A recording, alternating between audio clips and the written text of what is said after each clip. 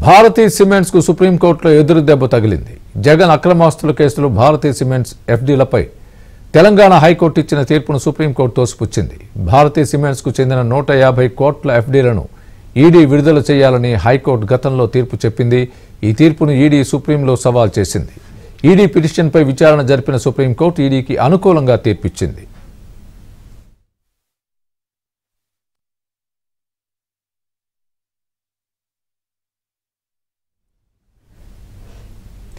ED petition పై justice Abhay ఓకా నేతృత్వంలోని ధర్మాసనం విచారణ జరిపింది.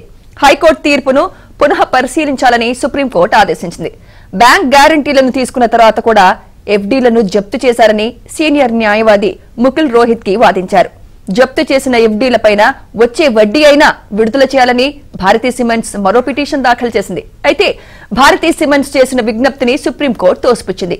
ఎఫ్డీల విడుదల తీర్పునే పరిశీలించాలన్నప్పుడు వడ్డీ ఎలా వస్తుందని ధర్మాసనం ప్రశ్నించింది.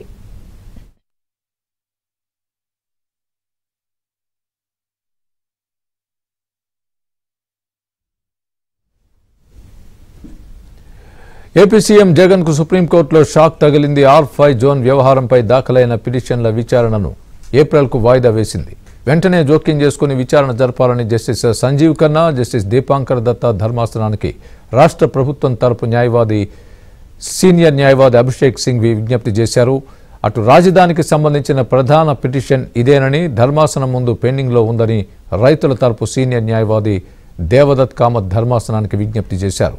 రాష్ట్ర ప్రభుత్వం పేదలకు సెంటు భూమి ఇచ్చి నివాస గృహాలు నిర్మించేందుకు చేసిన ప్రయత్నాలు అడ్డుకున్నారని ప్రభుత్వం తరపు న్యాయవాది సింఘ్వి తెలిపారు. అయితే